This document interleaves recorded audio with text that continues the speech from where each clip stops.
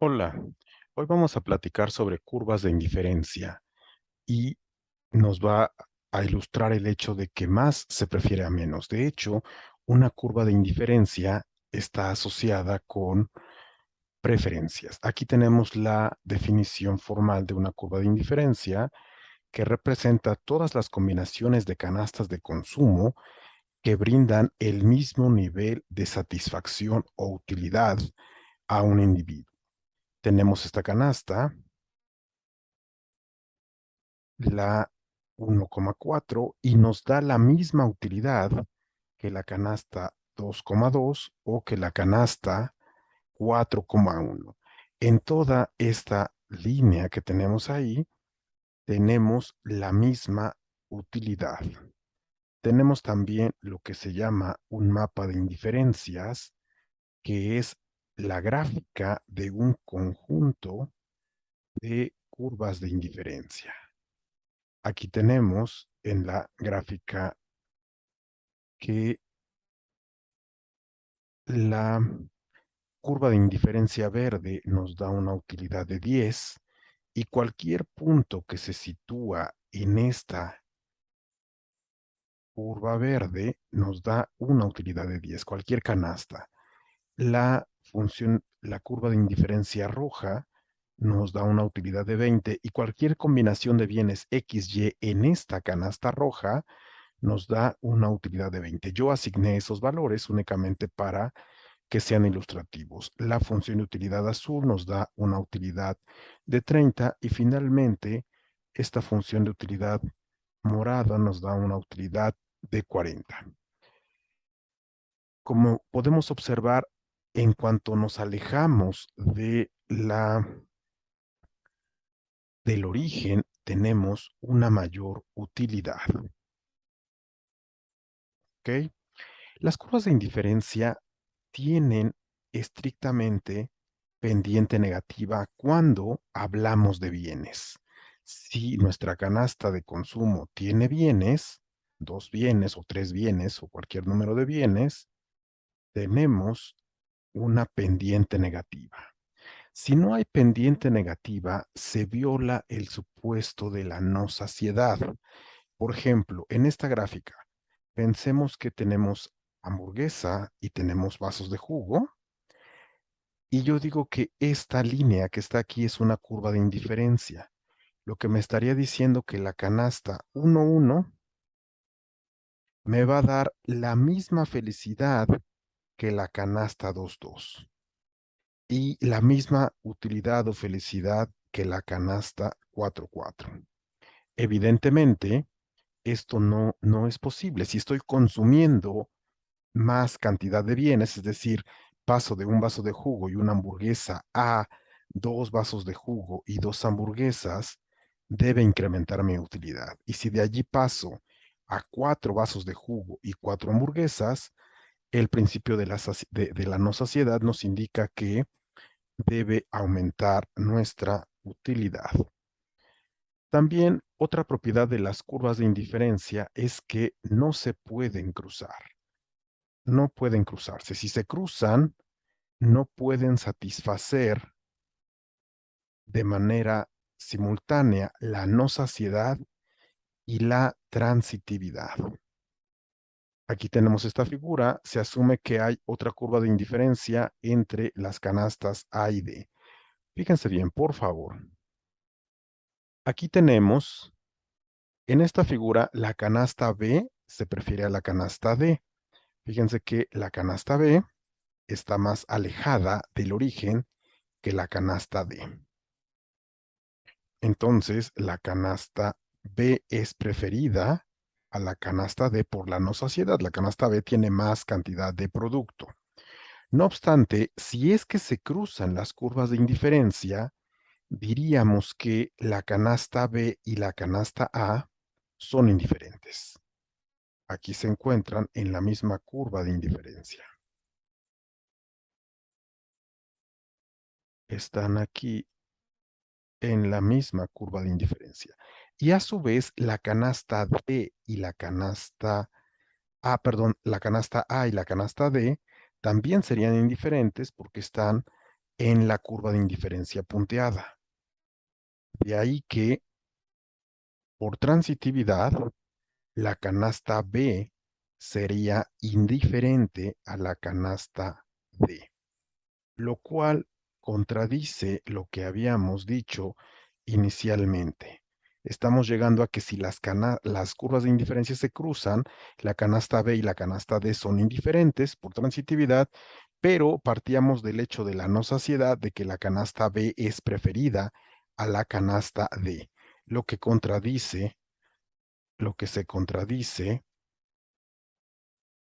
entre estas dos afirmaciones. No, no puede ser. Si tenemos que dos curvas de indiferencia se cruzan, la transitividad nos lleva a que la canasta B y la D son indiferentes, pero la no saciedad nos dice que la canasta B es preferida a la D y pues esto no puede ser.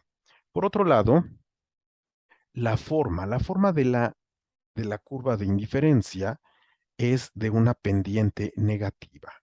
Esto nos indica qué tan dispuestos estamos de sustituir un bien por otro.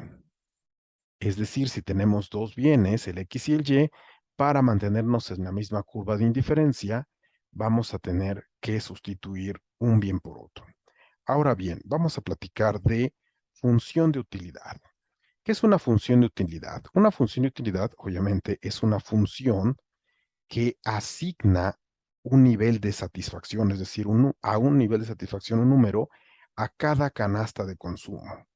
Por ejemplo, una función de utilidad, en este caso, es la función de utilidad X por Y con X vasos de jugo y Y hamburguesas. Aquí lo tenemos. Entonces, por ejemplo, para esta función de utilidad tenemos esta curva de indiferencia.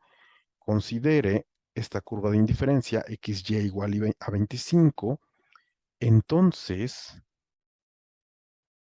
el punto 5,5, la canasta 5,5 que está por aquí, es indiferente a la 25,1 que está por acá o a la 1,25. Aquí les estoy poniendo la curva de indiferencia donde X por Y es igual a 25. Y tenemos que es esta curva que aquí está. Pero les pregunto, ¿la siguiente función de utilidad se grafica en R2 o en R3? Yo aquí les estoy presentando una curva de indiferencia en R2. Pregunta, ¿esta función, la utilidad X por Y, se grafica en R2 o en R3? Piénsenlo por favor y lo discutimos en la clase. Existen dos tipos de funciones de utilidad. La función de utilidad ordinaria, la que indica orden, y la función de utilidad cardinal. La ordinal, perdón, no dije ordinaria, una disculpa. La función de utilidad ordinal únicamente ordena las preferencias, pero no indica cuánto se prefiere una sobre la otra. Por ejemplo, si decimos que la canasta A es preferida a la canasta B, tendremos que la utilidad de A es mayor a la utilidad de B. Pero ¿qué tan mayor es? Esto ya no lo sabemos, ya la función de utilidad ordinal no nos lo dice. La utilidad de A puede ser 20, por ejemplo, y la utilidad de B puede ser cualquier cosa, cualquier número menor a 20. 19.5, 15, 10, 5, 2, 1, lo que ustedes gusten. Inclusive podría ser una utilidad de 0. Únicamente nos dice orden.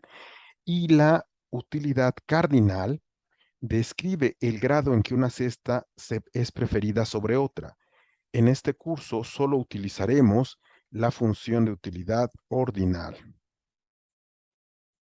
Aquí les pongo un ejemplo. Si hay tres canastas de consumo, la utilidad de A es 20, la de B es 15 y la de C es 13, pero no te alcanza el dinero para comprar la canasta A. ¿Cuál canasta eliges? La canasta B porque te da más utilidad en este caso, pero únicamente veremos las funciones de utilidad ordinal. Bien, vamos a platicar qué es la tasa marginal de sustitución. La tasa marginal de sustitución es, nos indica las unidades del bien Y que estamos dispuestos a sacrificar para obtener una unidad adicional del bien X, manteniendo la utilidad constante. Esta frase es importante. Manteniendo la utilidad constante quiere decir que me voy a encontrar en la misma curva de indiferencia. Voy a hacer ajustes en mis canastas de consumo de modo tal que me mantenga en la curva de indiferencia y en ello mi utilidad no cambie. Vamos a hacer un ejemplo. Aquí tenemos las canastas de consumo A, B, C y D. Todas ellas están en la misma curva de indiferencia. En este caso tenemos la canasta A, que es la canasta 1, 4. Si yo quiero pasar de la canasta A la canasta B, la canasta A, dijimos que X es vasos de jugo, Y es hamburguesas. La canasta A tiene 4 hamburguesas, son muchas hamburguesas. Y pensemos que tú dices, yo quiero un poco más de jugo, pero no tengo más dinero. Entonces, ¿qué hago? Intercambio con alguien. Quiero pasar de la canasta A, que tiene un vaso de jugo, a la canasta B, que tiene 2 vasos de jugo. Es decir, quiero incrementar X en una unidad. ¿Cuántas unidades de Y voy a sacrificar para obtener una unidad de X, una unidad adicional? De la canasta A, quiero pasar a la canasta B. Aquí está la unidad adicional de X. ¿Cuántas unidades de Y voy a sacrificar? En este caso, voy a... Esto quiere decir que debo dejar de consumir 2 unidades de Y de hamburguesas para obtener una unidad adicional de X, que es un vaso de jugo. En este caso, la tasa marginal de sustitución es 2, es decir, la derivada de Y con respecto de X es -2 y el negativo de esta derivada es 2. Debes de dejar de consumir 2 hamburguesas para consumir un vaso adicional de jugo. Ahora bien, si yo quiero pasar de la canasta B a la canasta C, la canasta B tiene 2 vasos de jugo y yo quiero pasar a 3 vasos de jugo. Pasar de aquí a acá. ¿Cuántas unidades de hamburguesas voy a sacrificar? En este caso, la canasta B tiene 2 vasos de jugo y 2 hamburguesas. Voy a pasar a la canasta C, que tiene 3 vasos de jugo y una hamburguesa con un tercio. Entonces, ¿cuánto voy a dejar de consumir? Esto me indica que debo dejar de consumir 2 tercios de unidades de Y para obtener una unidad adicional de X. Y en ello vamos a tener que la tasa marginal de sustitución es 2 tercios. Estoy dejando de consumir 2 tercios de hamburguesa para consumir una unidad adicional de vasos de jugo. Finalmente, pasar de la canasta C a la canasta D nos indica pasar de la canasta C, donde tengo tres, 3 vasos de jugo, y quiero pasar a la canasta D, donde tengo 4 vasos de jugo. Quiero incrementar en una unidad la cantidad de X. ¿Cuánto debo de sacrificar de Y? La canasta C tiene 3 vasos de jugo y un, una hamburguesa y un tercio, y la canasta D tiene únicamente 4 vasos de jugo y una hamburguesa. Es decir, debo sacrificar un tercio de hamburguesa para pasar a la canasta D. Y en ello mi tasa marginal de sustitución es de un tercio. Lo que quiero ilustrar aquí es que se tiene entonces que la tasa marginal de sustitución del bien X por el bien Y, entiéndase, quieres aumentar X y vas a disminuir Y, es el negativo de la derivada de Y con respecto a X. Las personas prefieren una canasta de bienes balanceada, por lo que la tasa marginal de sustitución es decreciente. Esto lo podemos ver aquí, donde si vemos pasar de la canasta A a la canasta B, a la C y a la D, nos dio que pasar de la canasta A a la canasta B, tuvimos una tasa marginal de sustitución de 2. Posteriormente, de la B a la C, una tasa marginal de sustitución de 2 tercios. Y finalmente, una tasa marginal de sustitución de 1 tercio. La tasa marginal de sustitución es decreciente. Y la tasa marginal de sustitución también nos ayuda a indicar qué tipo de bienes tenemos. Si tenemos bienes que son sustitutos perfectos, los bienes sustitutos perfectos nos indican una tasa marginal de sustitución constante. Por ejemplo, si tienen agua E pura y agua Bonafont, y si lo único que quieres es ingerir agua, vas a buscar, podrías sustituir una botella de agua E pura por una botella de Bonafont. Y cuando son complementos perfectos, las curvas de indiferencia forman ángulos rectos. La tasa marginal de sustitución no existe porque son bienes complementos. La gente necesita ambos zapatos, el izquierdo y el derecho. No puedes cambiar el zapato izquierdo por 10 derechos o algo así. Muchas gracias.